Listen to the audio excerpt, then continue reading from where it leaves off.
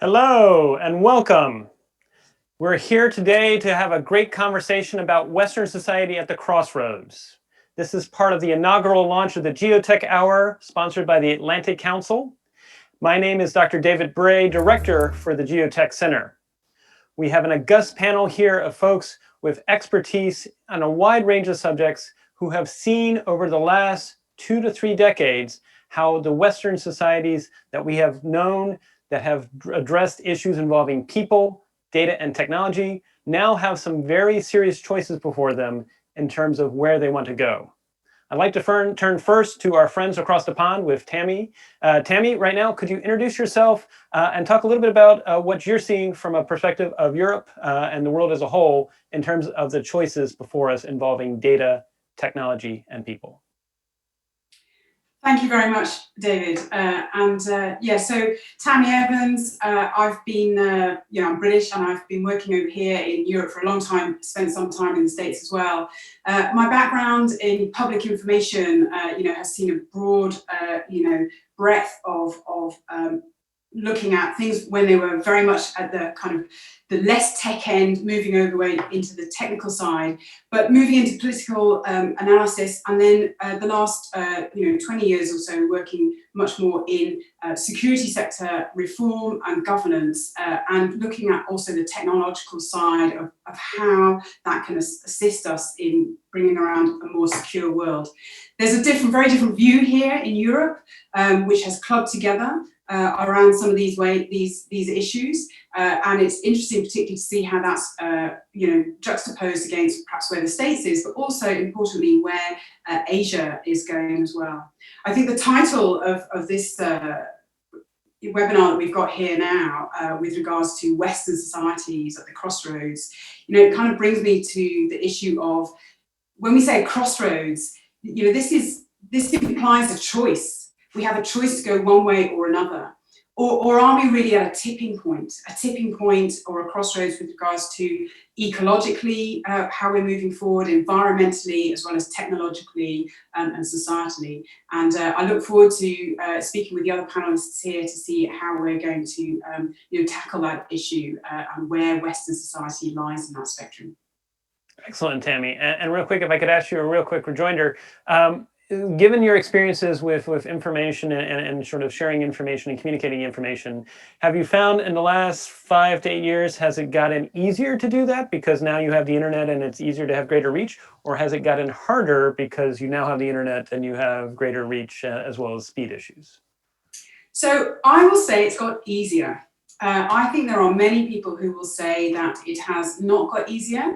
They are overwhelmed by the amount of information that is out there, and it is overwhelming, absolutely, the amount of information that is available. But that's where it's really important to be able to filter through that and figure out where are the good sources, not to be dragged into this kind of overwhelming type of information. And in some ways, when I read those history books, they also needed to find out, even 100 years ago, 200 years ago, who were the people, where were the sources where you could get good information? And that's the same today as it ever was. But certainly for society as a whole to be able to have access to that information is phenomenal and gives us a democratization of information in a way that we've never had before. Very well said, and it's worth remembering that the communication latency of a rider on horseback was pretty long. So, what the internet giveth, it also taketh away. I'd like to now turn to Joseph, who's also been a frequent guest on Atlantic Council conversations. Joseph, if you could real quick introduce yourself and ask you sort of what are your thoughts about what are the sort of moments and choices before us, if there are choices, regarding Western societies at the crossroads. Good morning, everyone, or good afternoon, I should say, everyone. Joseph Bonneville. Background has been a myriad of things, everywhere from being in corporate America to now working for the Department of Defense. My views are my own. I should always say that. I usually lead with that, but my views are my own and not those of the United States government. But I think we are at a point now where we've got to make a decision about really what the digital divide is going to be. So how there's an access to information, there's a speed to getting to that information, and really there's a speed to speak to the reaction to that information that we get, that we now must come to a point where we don't want to make decisions too quickly and make the wrong decision. But at the same point, we want to make sure that we're doing informed decision making and data decision making. And so I think that's, as I go through and talk with the other panelists about that, that's something that is near and dear to my heart. How fast can we get the information? And then are we making the right choice based on the information we've gotten? I think AI plays a huge role in that. I think the Internet of Things plays a huge role in that. I think 5G will literally change the game for that, making things a lot more mobile and a lot more accessible.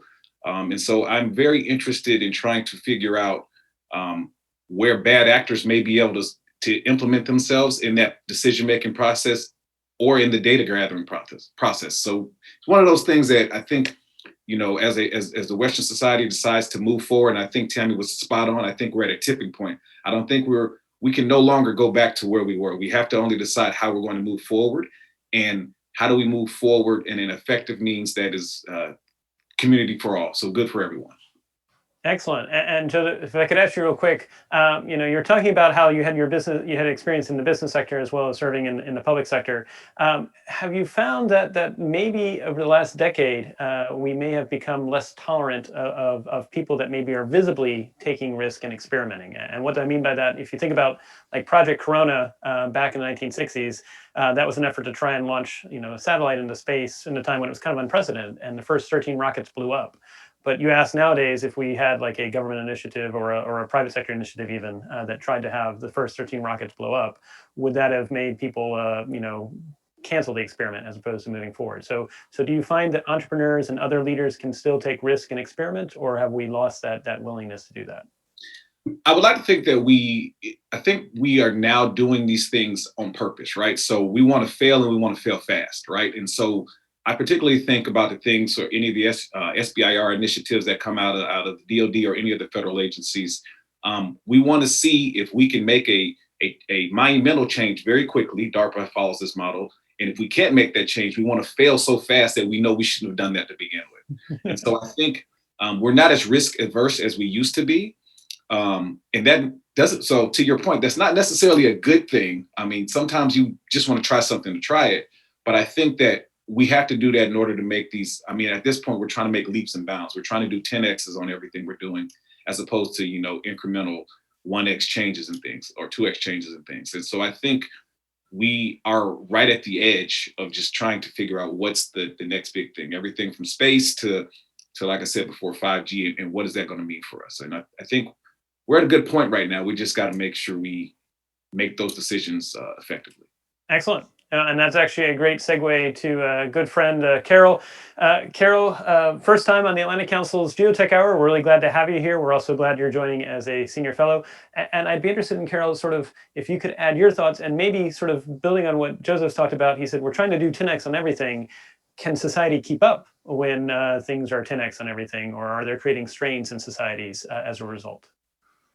So, well, thank you for having me. It's my honor to be on this panel and address this really important topic, which ironically, the crossroads aspect of it has been on my mind while I've been pretty much staying at home. I've been taking advantage of reading a lot about the origins of the ideas of the rights of man and human rights in general, and the European Enlightenment, and I'm finding it's kind of relevant to our times. But by way of background, I'll just say my background is, as David knows, I served for 33 years at the Central Intelligence Agency as an intelligence analyst and manager of analysts. And for those who don't know, analysis is all in the intelligence community is about bringing different strands of information together and understanding what our information gaps are. In more recent years, I was teaching a course on climate change and global security at the graduate level at Johns Hopkins University. And lately, I've been developing with a colleague some scenarios, which are now online, for COVID-19 futures and implications for the US. I think when things do accelerate, to get to the previous comments, the pressures on society are immense. And particularly with the advances in technology, responsibility in politics is amplified even more. So I would call it political responsibility at every level of governance. And that's where I think we are at the crossroads, that the questions we're here to think about really have impact on governance, ideas of governance, and problem solving. A lot of these problems are inherently interdisciplinary and cross-boundary. So I guess I'd leave my comments at that for later discussion. Thank you. Thank you, Carol. And maybe if I could pull just a little bit, because you gave us a little bit of a glimpse that you've been looking at sort of the history of the Enlightenment. If there was anything that maybe, if you wanted to serve as mythbusters in terms of things that we didn't know about the Enlightenment that we should know as we think about making sense of the world we're in now, what might be some takeaways that you'd recommend that we think about? Because I know you spent a lot of time researching this. Well, I think, and I'm not a historian, so there are a lot of things that I'm not. So with that caveat in mind, I think there have been times in history when man's perception of his place in the world, in the universe, is very much challenged. And that happened in the 18th century in Europe, for instance, for a lot of reasons, not least of which was the development of the natural sciences. Geology itself was very new. And also a huge natural disaster that happened in 1755, the Lisbon earthquake, which just defied all conventional wisdom about a just world, because it happened on All Saints' Day. And in Lisbon, most of the inhabitants were in church, and it seemed to be retribution for some sort of sins. And so this caused sort of the thinkers of Europe to start to have a cross-boundary discourse about what is man's ability to reason. And I think what they ended up doing, and I don't want to take too much time, really was breakthrough in many respects, although a lot of it was overwhelmed later by the revolution and the counter-revolution. But it's very important to look at that. I think we're in a time like that, quite frankly.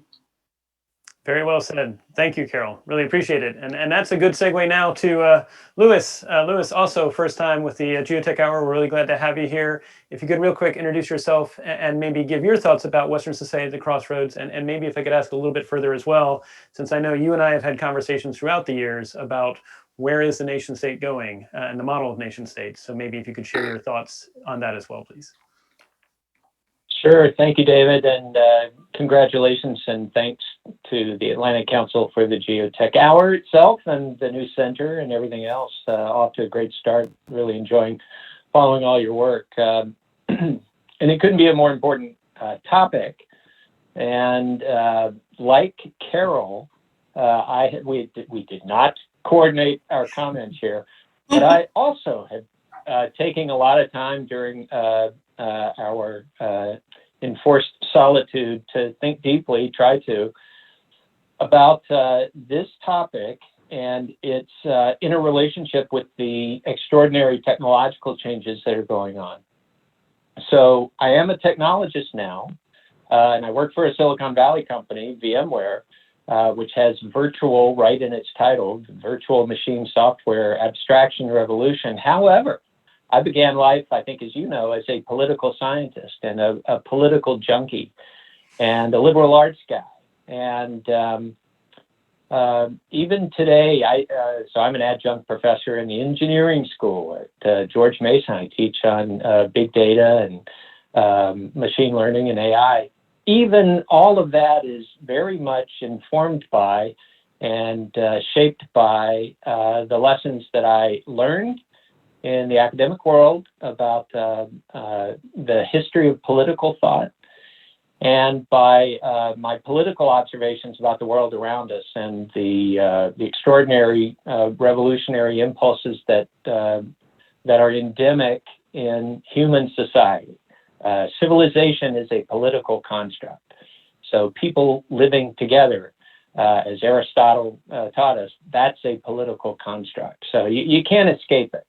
And I think it's very important, so I'll bring us a little bit closer to today in Carol's line of intellectual thought with something that I was very influenced by in graduate school, and didn't realize just how influential it would be here, many decades later. Karl Popper's 1945 book. So, having seen the tragedies of the first half of the 20th century, he set in store much of the intellectual foundation for what would happen in the second half of the 20th century with his book, The Open Society and Its Enemies. And it's an extraordinary book, not only because of that construct of understanding what the intellectual roots for open societies were, not only understanding the political dynamic of the opposition to that, but also setting us up for what would eventually translate over into technology, which are the actual means by which intellectually, politically, socially, open societies can both protect themselves and also gain advantage in a world in which they are constantly, predictably under assault. And that work led to a lot of the work that other sociologists in the ensuing decades did. It was very influential with an entire generation or two of American foreign policy thinkers and strategic thinkers, and it continues to be kind of an intellectual lineage of where we in the West are coming from as we look out across the globe. So, I think about many of these timeless lessons and how technologies, as they come and go, as they develop upon one another, they're within that overall environment. Excellent, and thank you, Louis. And that's actually really great framing, because we here at the Geotech Center, as well as with the Geotech Commission, that's going to be releasing its initial recommendations later this year, really are trying to think about how data and tech changes open societies and how open societies need to adapt with all these trends that are happening. Maybe real quick, if you could give us a real quick rejoinder, Louis, what would you define as sort of like the hallmarks of what makes an open society open versus a more closed society? Well, I think there's several, go back and look at Karl Popper, and he traces several aspects, but the most important, I think, are transparency of operations and fluidity of political power open to all within a political system. And so the classic kind of popular means of control within Western democratic societies as exemplars and as models and ideals. I think those are the key aspects, and accountability overriding it all. So accountability of those in power for the decisions they make on behalf of those whom they govern. Very well said. Thank you. All right. So with that setting of the stage, I'm actually now going to sort of ask our panelists to think about how data technologies are changing both Western society, and recognizing Western society and open societies overlap, but it's not exclusive. But maybe if we could think a little bit about that. And I'm going to go first to Carol. And Carol, you've been thinking about the Enlightenment. You've been thinking about lessons we can take from that. Given what we're seeing with this tsunami of technology and data capabilities that are out there, if you were to even give a roadmap to either a public sector leader or a private sector leader, what would you sort of ask them to think about as they think about data and tech choices that impact society? Again, I think that we have a great opportunity at this point on the threshold of the third decade of the 21st century to look back. And, I've often been called a futurist or a foresight practitioner. There's a reason for that. And in this world, it's often said we can't look back because, our past experience is not going to be a guide to the future in this very different world. However, there are things that we can learn about, and it's suddenly become urgent that we do. I would suggest that, for instance, the work of Hannah Arendt, a public philosopher of sorts and an expert on the roots of totalitarianism, She wrote, like, I think it was in the 60s, about the threat of nuclear annihilation, that even though technology connects us all around the world, it's actually making the mankind itself, it needs to become an urgent reality. It's no longer a concept or an idea, but we must respond to this threat of this nuclear annihilation with making mankind an urgent reality. And now we face other sorts of existential threats in addition still to nuclear annihilation, and that includes the climate change threats, and we can see what's happening on our own coast, west coast in the United States right now, and our southern coast with the recent hurricane and the convergence with COVID-19 pandemic, that we have to think about how to understand how to connect across these boundaries and make sure that technology is not just leading us into places that we really don't want to go. And the other thing is, we're obviously living at a time of very, very profound democracy backsliding and tremendous expansion of authoritarian reach and threats to the rule of law. And this has to be part of the conversation and part of the awareness, and every sector of society needs to be brought into that. I would say to the public policymaker, that's the urgent imperative right now. Well said, Carol. And maybe if I could actually, I know you've been carrying a banner that we should be thinking about energy and environmental security. You've been carrying that since the 2000s period, which was way before a lot of other people were. But maybe if you could look at your experiences with trying to get policymakers and trying to get private sector people to care about it, any takeaways, if there's one or two short takeaways as to what works to try and get people to care about being intentional about their choices and the impact society? Well, I think my experience of those years is it's necessary to update it for current reality. The younger generation doesn't need to be convinced. They're leading the charge, even though many of them are not even out of high school yet. They're trying to connect with the wisdom of science and get policymakers to base their policies on science, which for those of us on this panel would seem to be an automatic thing. But one of the biggest elements in trying to build this awareness and build sort of shared awareness, which is really important, is trust. Who are you talking to? How do they perceive you? And trust is something that can be turned off like the tap water, but it can't be turned on like tap water. It takes a long time to build trust, and that's one of the biggest differences between now and those years. The trust factor is quite weak right now.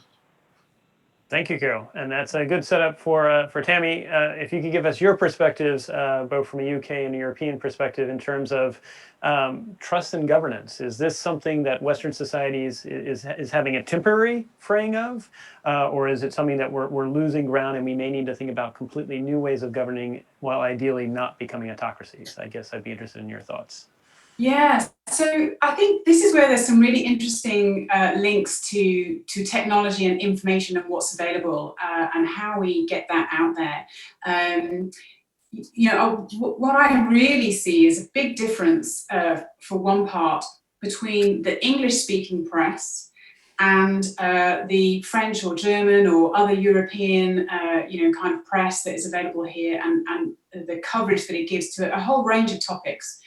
And the English-speaking press is, for the most part, what is easily available if you haven't honed where you want to get your sources from, is very combative.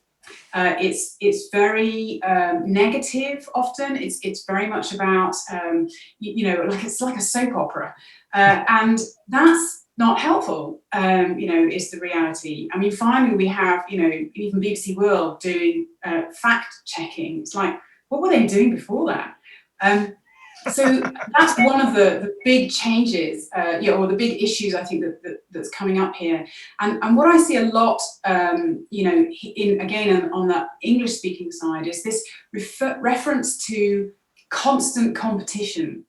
And it's like, but constant competition for what? We live on one planet with finite resources, to go to Carol's point, and my own background in climate as well. We have to get better at getting after this. And so this is where technology, because the technology to provide ecological and climate sustainable solutions have been around for a couple of decades or more. So how do we harness that? And especially I think for a bit our generation rather than the younger generation, who are the people who make decisions and who buy, much more than younger people. So there's a whole slew of things here, and it's on mainland Europe, it's I think very forward-leaning, and we've seen the kind of funding that's going into the green stimulus packages in France and in Germany, which have yet to come to the fore, if they will, in UK and in the US, and how that's going to be used. And Joe, you mentioned some things from before that can provide a stimulus, and it can channel, how business and how technology responds to these things, and how we have that governance and accountability, or it can't. It depends on how our political system and our people's ability to interact with that is going to shape that. Excellent. And maybe to dive a little bit deeper about, you're talking about how it seems like the English-speaking press seems to be more combative, and I would actually relate. I mean, I actually go to France 24 for the most part to try and get my more balanced news, which says something. But I'd be interested in your thoughts about, we're seeing that not just in the UK, US, Europe, but we're also seeing, for example, in China, the rise of what they're calling like the wolfman culture, or are we seeing the rise of bullies? And is this maybe a response to this sort of feeling of uncertainty, this feeling of turbulence in the world, that it seems like people that project a strong, almost bullying-like image seem to dominate those that are trying for more nuanced conversation? So be interested in your thoughts on that, Tammy. Yeah, well, you know what they say about bullies, it's hiding a lack of confidence on other areas. Could very well be. But yeah, we have lived in centuries where being dominant is the way forward. And, humans are a species that has not been as good, certainly over the past, century, at living in harmony with its environment. Not that all humans are like that, but that's the dominant theme that has come through.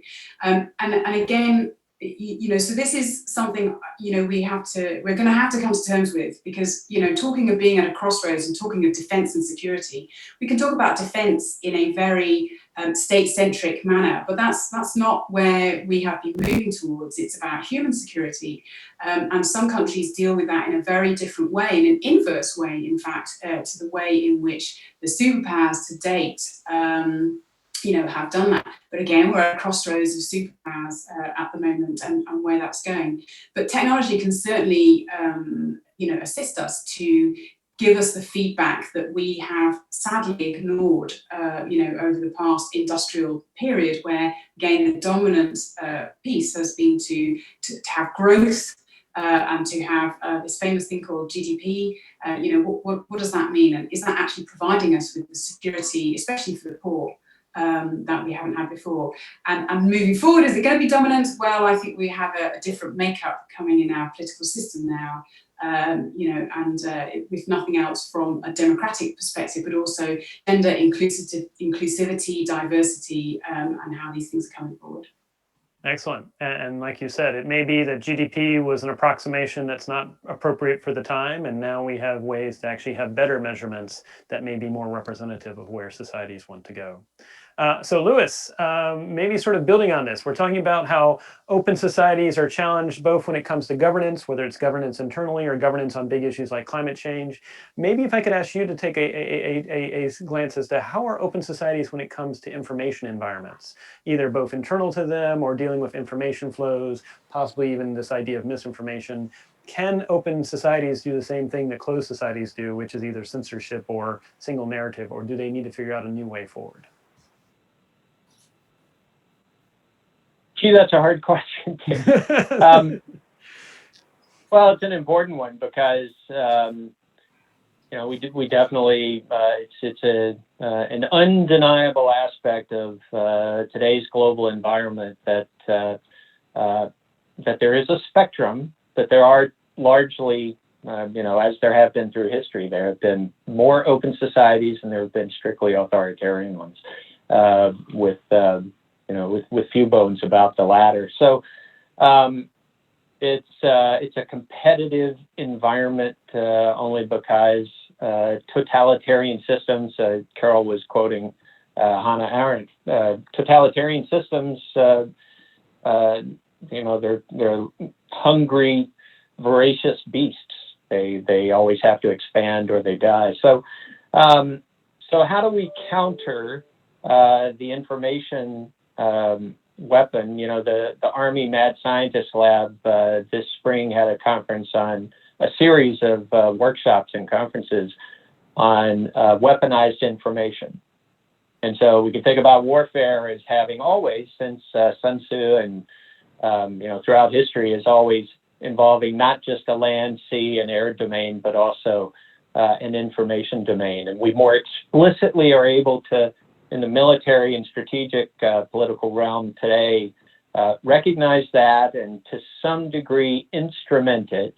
But I do think that that's, and there's a lot of work to be done there. I like all your panelists, I help contribute to the national and international effort there. But I do think that's as you're hinting, I think that's within the context of the broader social aspects of what is and can be done in the competition of ideas. And ideas can be malevolent, and so it's not always truth versus falsehood. But the old lessons. It was Secretary of State Cordell Hull who first said, and it's been attributed to a million different people, but a lie can find its way around the world before the truth can get its britches on. So that's and he was kind of loosely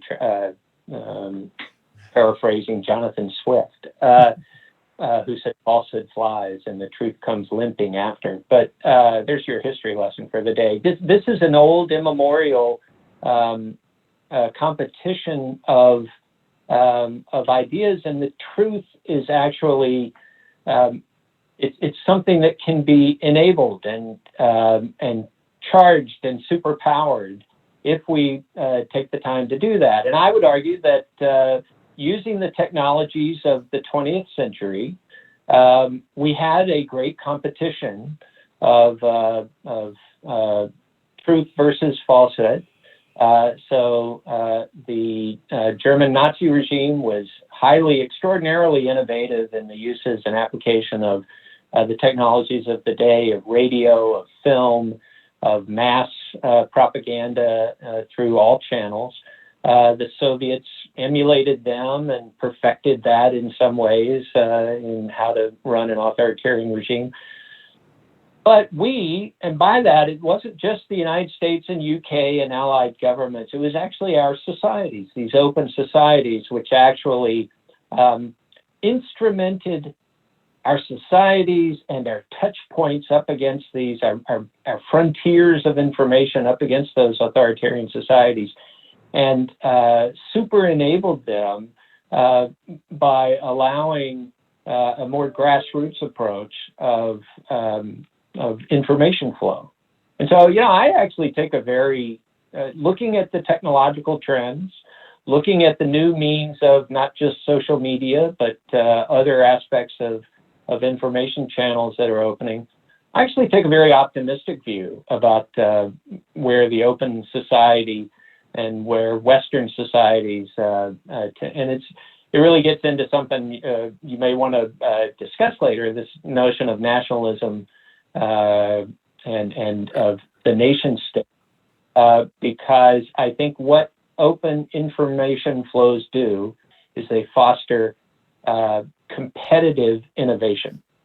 And that's relevant in a lot of different realms, but it's certainly relevant in self-governance.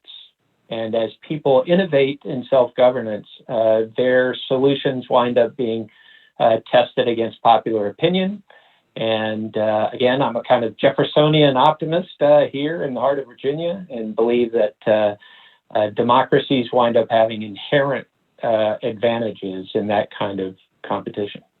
Excellent. And I like that image you painted of the idea that what we're really possibly seeing is nation states becoming, in their open nation states, becoming more networks that are permitting the flow of different ideas, and ideally the better ideas. I also was smiling because you were, I was remembering my own, I'm a post-positivist, so referencing your popper, I believe that all we can do is approximate the truth as closely as possible and get closer and closer. But your choice of the word instrumentation, I think, is a really good segue to Joseph, because Joseph, you were referencing 5G, probably implicit with that was thinking about the Internet of Things, that we're going to know more about the planet and know more about ourselves than ever before as a result of all these new technologies. And so if we build on what Lewis was talking about in terms of instrumentation, could we potentially instrument supply chains? Could we potentially instrument activities in the world so that it's not a case of misinformation, because we can go back to ground truth and say, what did the data show or the data record? So I'd be interested in your thoughts on that. Had to unmute myself, sorry guys. So I'd say this, I always like to say technology is neither good nor bad, right? It's neutral. So technology is what it is. It's generally driven by the market. It's generally driven by the dynamics and being creative. I think we have to be very careful in the implementation of that technology, right? And who's implementing it. So I'm going to answer your question, then pose a question, and then maybe answer that question. Welcome. Great. I'm going to bounce back and forth here. So I think that very similar to kind of Carol's point earlier, one of the things that we need to talk about or need to think about is the policymakers, the people that are in power, that are making these decisions for us, are generally not technologists, right? So these governments are collecting this data from the Internet of Things. Anything you put on the internet now, it's open, right? So the government is collecting this data, right? And then there's some algorithm or some machine learning algorithm that's running that in the background. There's a very good New York Times piece a couple of years ago that's it's called artificial intelligence, what is it called?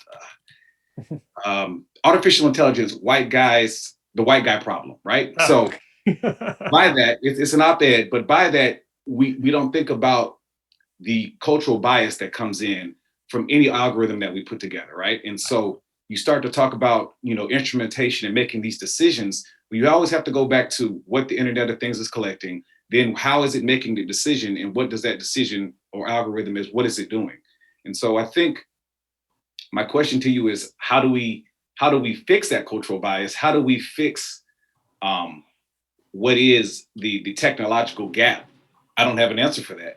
But after implementing that fix, yes, I think you can get back to ground truths, right? So I think at the end of the day, a one is a one and a zero is a zero, right? And so we can find that ground truth if we ensure that we don't bias that truth one way or another through machine learning, through AI, and everything else. And so I don't have a very good answer, but I do know that in making those decisions at a more mature level. So as Carol said, the young folks now, they understand this, they live this every single day. But the people that are making the decisions aren't always the people that understand these things. And so you have to have those people in the room. You have.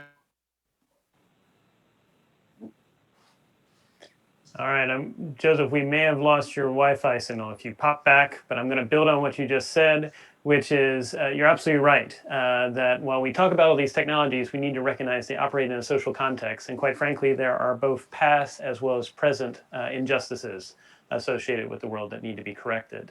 At the Atlantic Council, we've actually done some posts that talk about, unfortunately, the weaponization of data against oppressed communities, which I think is something that open societies and actually all societies need to be very mindful of.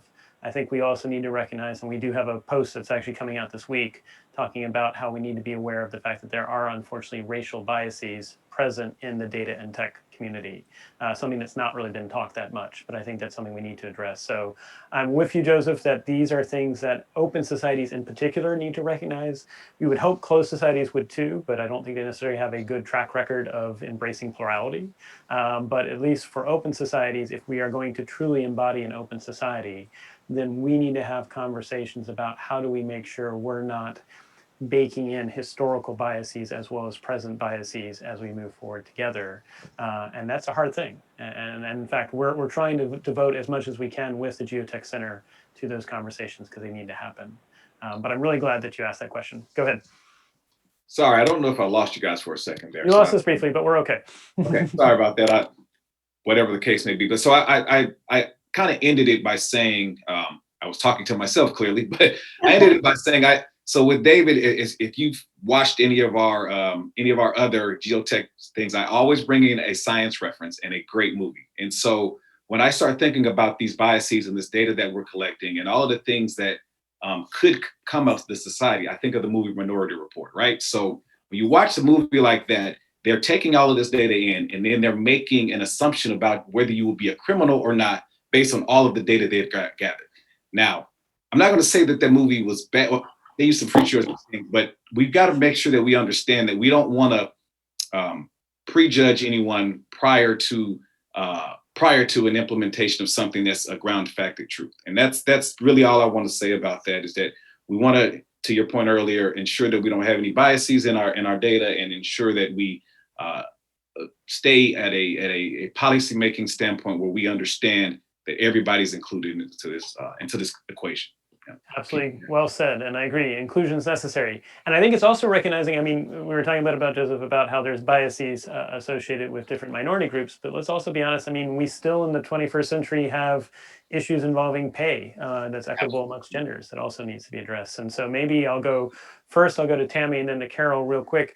I mean, if you were to try and make one or two very short recommendations to policymakers, and maybe even private sector leaders, because maybe that's going to be driven by it first, to try and work towards a more inclusive Western society and open societies in general, where would you start? So maybe Tammy, recognizing it's a hot potato, but I'd be interested in your thoughts. Oh, you may be muted. Yeah. Right, I'll mute myself. I think one of the main points is to draw on one that was said by one of our panelists earlier with regards to time and competition. We are driven, particularly in the West, by this tyranny of tempo. We must do things faster and faster and faster. And the more information that's out there, the more technology is out there, hopefully that should help us to get to an answer faster. But it is a tyranny, and there's quite a lot of studies now have been done that if we try to think about these things too quickly, if we try to scoop up all the information and somehow process it faster, we don't necessarily come to better decisions. We do actually need to take time to think about these things properly and to make sure we get the kind of people in who can assess this information well. So I think that's one thing that's really important, and technology, and AI can do that to a certain degree, but they can't take it to that next level. And that's where we come in, and we've talked, already about some of the biases, and the book that's come out recently, Invisible Women, has been very good at identifying the issue of biases in these areas. So I think that's the main one, tyranny of tempo, and to be careful about that. But the other one is also this issue of constant competition. If we think that we are in a world of constant competition, it's going to end badly because we are now becoming, in a finite resource world. So we have to look at how we can be more collaborative, and that again is where I think technology can really help us if we set it in that way. Nicely said, and I think it's research that was done by Anita Woolsey and Tom Malone that said if you want to have better outcomes in group settings, you want to have more active listening, more turn taking in the conversation, but also more women to men in terms of the ratio of the conversation. So maybe we need to think about that. Just half would be nice. There you go. To be as more we have on this panel. So Carol, one or two short thoughts that you would like to have, and then Lewis, I'm going to come to you and ask. You're talking about nation states to networks. How are technologies changing the business of national security? But maybe first, Carol, though, what can we do to address the fact that we aren't equitable and we're not inclusive as societies at the moment when it comes to representing people and involving everybody? Big question. I would say that it would be help to begin any challenge these days with a big dose of humility about our prowess in these regards. First of all, we're literally living on a different planet, and not too many people are talking about it. We, according to some geologists, have entered an entirely unfamiliar and unknown geologic era, different from the Holocene, which lasted over 10,000 years and made civilization possible. So it's possibly true that civilization as we know it would never have developed in the geological era that we find ourselves in, which some people call the Anthropocene. That would really have implications for everything that we call security, national security, defense, and so forth. Secondly, I think the COVID-19 crisis does us a bit of a favor because it gives us a template to look at worldwide to see where these inequities are, where these biases have been, what the consequences have been, especially for marginalized communities, to include here in America, the Native American community, African American, Hispanic, and so forth. And basically, it also accentuates what someone earlier talked about, the digital divide.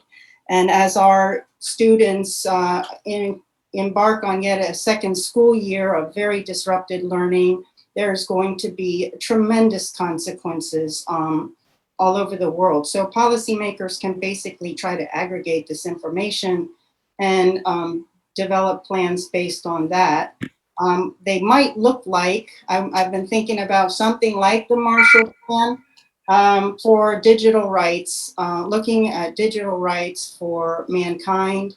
If you read about what COVID is doing to people all around the world, many people can't get an internet connection. They've had to abandon their plans for learning.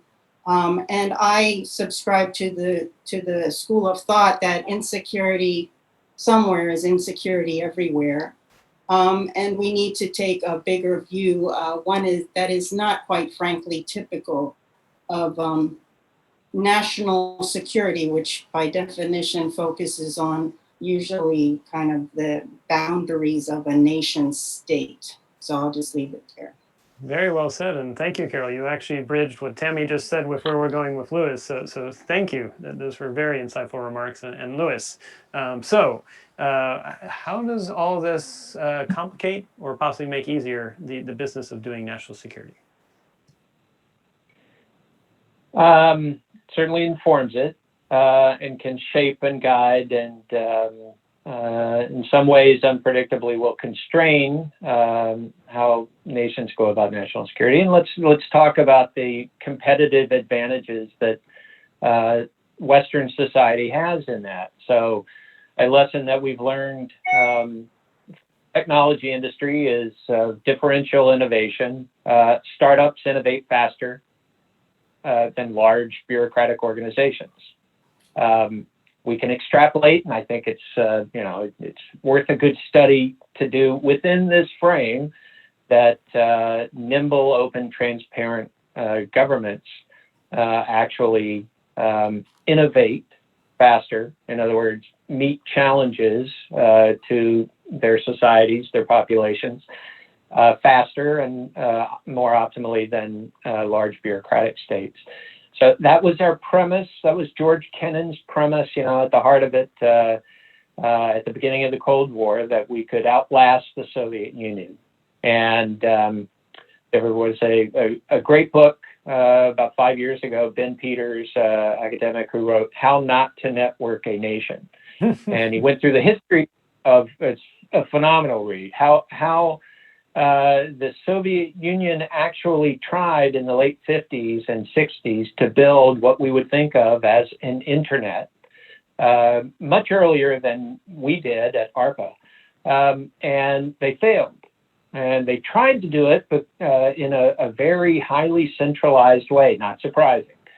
And they threw a lot of money at the problem, and they, it would have, their construct of it would have supported the central state. That was the whole rationale, was that they could optimize centralized economic planning by having instantaneous information flows from across that vast nation.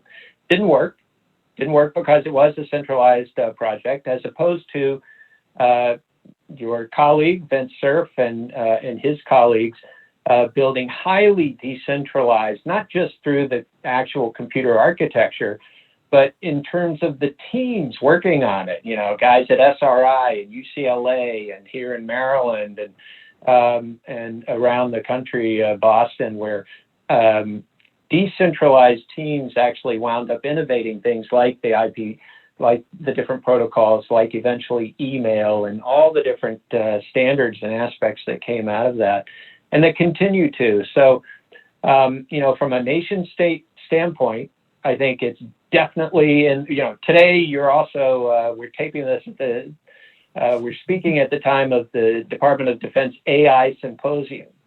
And I listened to the keynote of that this morning. The vice chairman of the Joint Chiefs of Staff gave a strong, clear message that we're not going to solve these problems directly from the Pentagon. We rely on the strength and breadth of American industry, from startups and unpredicted corners. And I think that's really going to be a focus. And if I could add one little thing, David, you wisely pointed our panel to an article recounting China's efforts at what they call internet sovereignty or cyber sovereignty, and this notion of islanding nation states' technological environments, their internet environments.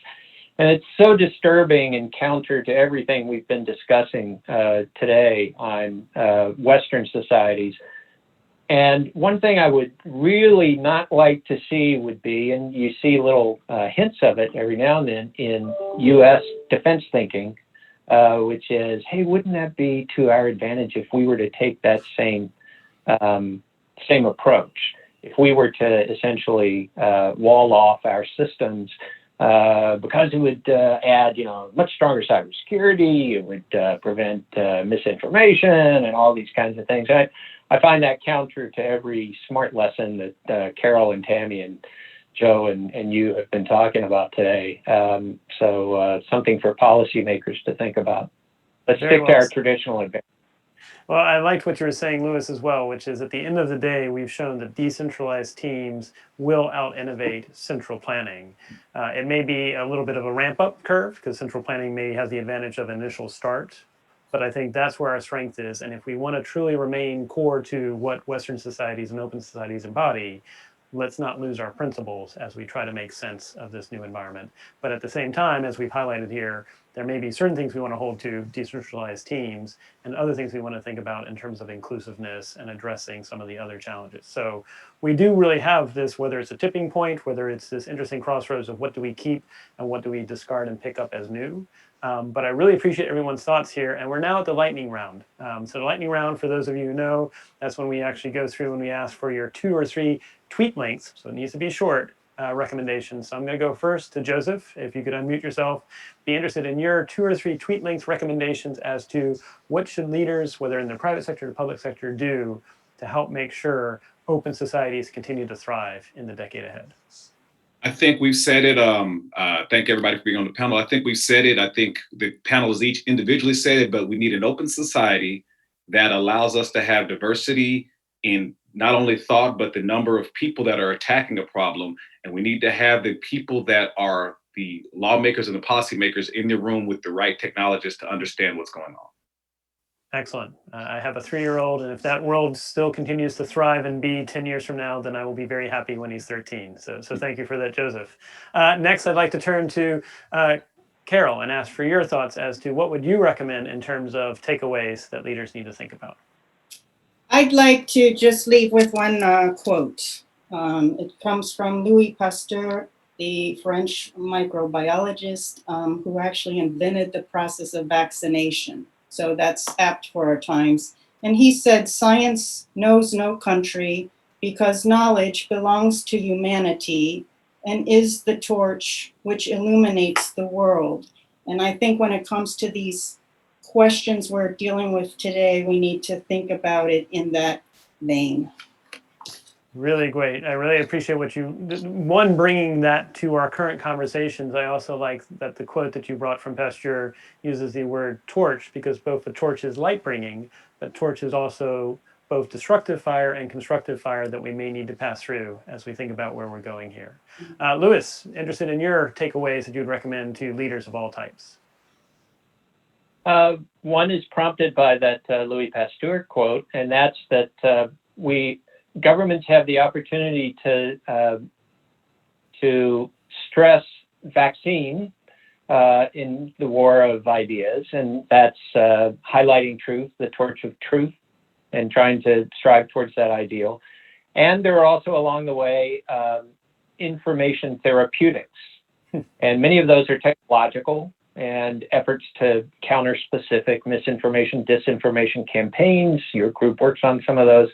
That's really valid and important, and great for technologists to work with policymakers on. The other would be, can't underline enough the importance of education, particularly software literacy, data literacy, engineering literacy for the entire population and for executive leaders at all levels of government. Really, really going to be ever more important in the future. I'm glad that you brought the education part to this conversation, because that really is how we make sure things are both more inclusive. And like you said, maybe the greatest cure to misinformation is that willingness to take more education and embody what Lincoln said, which is, I do not like that person, I must get to know them better. How many of us are taking the time to get to know somebody better? So thank you for that, Louis. Tammy, bring it home for us. What would be your 2 or 3 recommendations as we think about a more positive future and what leaders should do? I mean, I think the number one has to be that we have to figure out how to work more collaboratively together.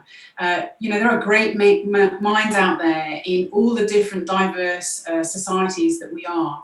And if we stovepipe them, we will not get through some of these issues. And one of the biggest issues coming, really, when we talk about a crossroads now, is the climate crisis that we are in and facing. And if we do not come together to sort that out in the next 5 to 7 or 8 years, and use technology to tackle that issue. And it has to be done collaboratively. We can't do it as the USA on its own, or Europe on its own, or China on its own, or India on its own. So we need to figure out how do we get those right people around the right table to move forward collaboratively in that way. And across generations, across ethnicities and diversity, and looking at different ways of doing things, not just perhaps the Western societal dominant means that has been in the past, but we are moving into a new era. We are crossing a threshold in its own way, and we will need to learn to live with that. So collaboration, I think, is my main message. Excellent. And while you did not plan for it, you teed it up perfectly for both what we'll be discussing next week. Next week, we'll continue with part 2 of Western Societies at the Crossroads, where we will have conversations about what's being done by China when it comes to data and AI, as well as what India is doing and thoughts about food and climate change as well. So thank you for that. Most importantly, though, I want to thank each of you. I want to thank Joseph, Louis, Carol, and Tammy. You all have been amazing panelists here for the inaugural launch of the Geotech Hour. Thank you again for your time. Hope for our audience that you will join us again Wednesdays at 12 noon, every Wednesday for the Geotech Hour. And thank you for everything that you all do as positive change agents. Thank you. Thank you, guys. Thank you.